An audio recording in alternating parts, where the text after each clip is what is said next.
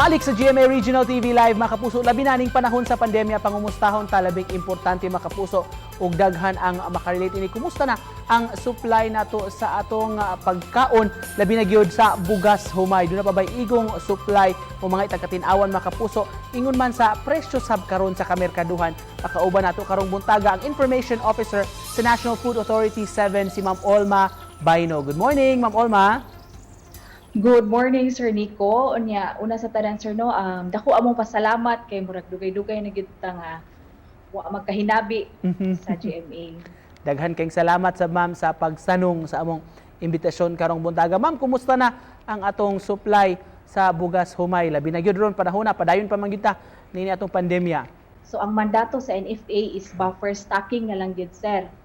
Ato aning gi-source ang ato ang bugas locally sa ato ang mga farmers, no, sa diri sa ato ang nasod.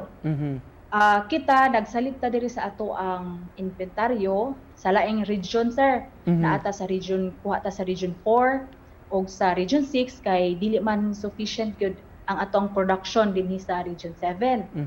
Mo na gikan gyud atong March 16 hangtod karon, sir, ang ato ang na-issue, no, sa ato ang LGUs, partner relief agencies such as DSWD, nikuha po ang PNP, around 194,000 bags na ang ato ang na-issue sa ilaha.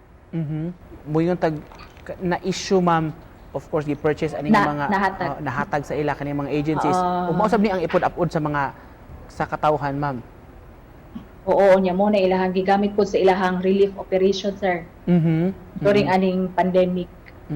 You were saying, Ma'am Olma, so dili na ta mag-import og bugas tungod ani atong pagpasar o implementasyon sa bag-ong balaod, ma'am. So locally sourced na ni gikan sa atong mga farmers. Sakto ka, sir, kay mo naman ato ang bag-ong mandato sukad nga na-implementar tong RA 11203 nga buffer stocking na lang yung NFA. So kung naay kalamidad or naay mga relief operations, andam ta nga moapod-apod sa ato ang bugas. Og stocks is gutom, ma'am. Kumusta ang atong stocks diri karon sa Central Visayas, diri sa Sugbo? Oo. Kuan, sir, so far sufficient pa man. Naatay more or less mga 93,000 bags sa tibuok rehiyon. Lakip na ang Bohol, Cebu, Negros Oriental ug Siquijor. So mo nay naa sa mga bodega sulod sa ato ang mga warehouses sa Region 7.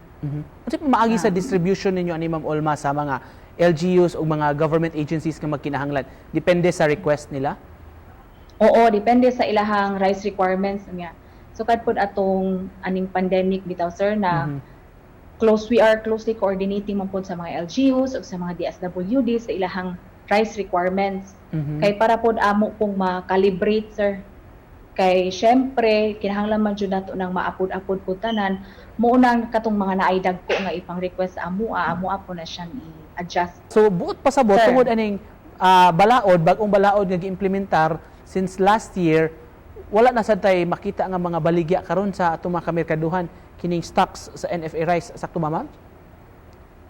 Yes, sir. Ato ang ginang kamatuuran gyud na, sir. Sukad gyud atong may mahimuan na, sir.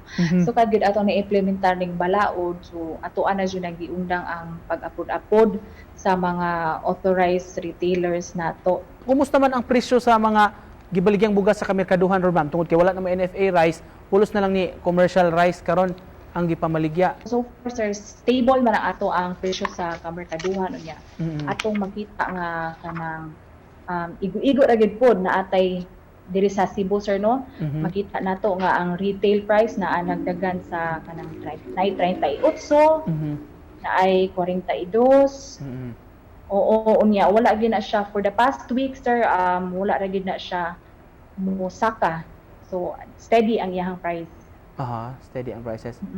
Alang sa atong mga kaigsuonan, Ma'am Olma, mga kabus nga nangita og ubos-ubos nga presyo, pila may mga pinakaubos ron, ma'am, nga presyo sa kamerkaduhan, labi na ning mga pulos commercial rice na ning baligya ron? So base lang sa ato ang data nga na-gather, sir, noon niya sa retail lang, sir.